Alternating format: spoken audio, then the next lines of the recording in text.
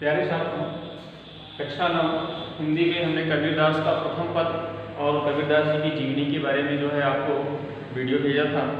आज कबीरदास जी के दोहे के अंतर्गत दूसरा, तीसरा और चौथा पद जो है हम आपको पढ़ाएंगे। देखिए, दूसरा पद है, राम नाम की पट तरे देवै को पछुनाहि, क्याले गुरु संतोष ये हौस रही मन माहि। कबीरदास जी कहते हैं कि राम नाम की पटतरे, राम नाम की पटतरे माने तुल्य या समान। पटतरे का अर्थ है समान,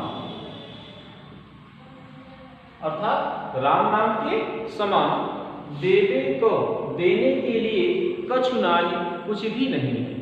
इस संसार में राम नाम के समान अन्य कोई भी वस्तु जो है वह देने के लिए नहीं है, अर्थात उसके समान और कोई अन्य मूल्यवान वस्तु नहीं है। राम नाम ही जो है वह सबसे मूल्यवान वस्तु है। इसके अलावा अन्य कोई संसार में मूल्यवान वस्तु नहीं है कि जिसको उसके बदले में दिया जा सके या जिसको उसके बदले में दे करके जो है उस हानि को पूरा किया जा सके।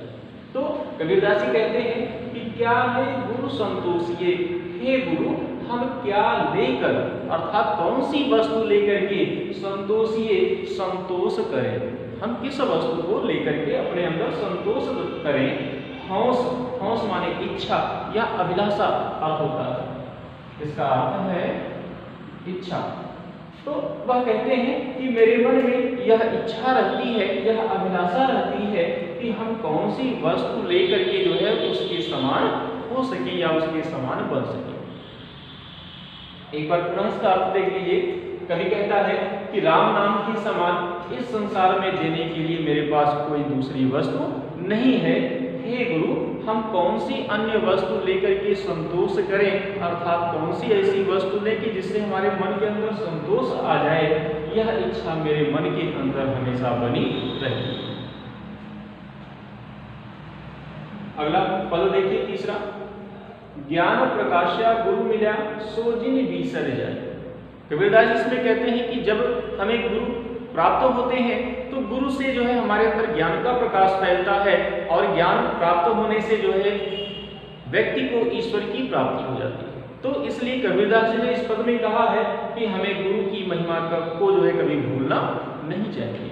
कहते हैं ज्ञान प्रकाश्या गुरु मिला, गुरु के मिलने से, गुरु की प्राप्ति होने से ज्ञान प्रकाश्या, ज्ञान का प्रकाश हमारे मन में फैलता है, हमारे शरीर में फैलता है। इसलिए सो, उस गुरु को, सो माने उसको, अर्थात उस गुरु को जिन बिसर जाए, भूल नहीं जाना चाहिए। बिसर का अर्थ है भूलना, बिसराना, है ना। तो उस गुरु को कभी भुलाना नहीं चाहिए। जब गोविंद कृपा करी, जब गोविंद अर्थात ईश्वर या हरि हमारे ऊपर कृपा करते हैं तब गुरु मिलिया आई, तभी हमें गुरु की प्राप्ति होती है, तभी हमें वह गुरु आकर के मिलते हैं और गुरु के मिलने से हमारे मन में ज्ञान का प्रकाश फैलता है। इसलिए उस गुरु को हमें कभी भूलना नहीं चाहिए। अगला पद है जो है, इसमें भी कबीरदास जी ने गुरु की महिमा का वर्णन किया है। कहते हैं माया दीपक नर पतंग। यह माया जो है वह क्या है, एक दीपक के समान है। माया का अर्थ है सांसारिक मोह माया, सांसारिक वस्तुएं जो है वह माया है जिसमें जो व्यक्ति को अपने अंदर जकड़े रखती है या इस सांसारिक मोह माया में, प्रेम में जो है वह फंसाए रहती है। तो कवि कहता है कि माया अर्थात सांसारिक मोह माया जो है वह क्या है, दीपक के समान है। और नर पतंग, नर माने मनुष्य और पतंग माने पतंगा, कीड़े मकोड़े। मनुष्य जो है वह कीड़े मकोड़ों के समान है। भ्रमि भ्रमि इवै पड़त, भ्रमि माने भ्रम में पड़कर, संदेह में पड़ करके, इवै पड़त उस दीपक की लौ में आकर के गिरते हैं, उसमें जल जाते हैं। जैसे दीपक जलता है तो दीपक के चारों तरफ पतंगे जो है वह दौड़ते रहते हैं और दौड़ करके उसकी लौ में आते हैं और जल करके वह भस्म हो जाते हैं। उसी प्रकार से यह सांसारिक मोह माया भी जो है वह दीपक के समान है और मनुष्य रूपी पतंगा या कीड़ा जो है वह बार बार भ्रम में पड़कर या शंका संदेह में पड़कर इसमें, इसकी लौ में आकर के गिरता है और जलकर भस्म हो जाता है, नष्ट हो जाता है।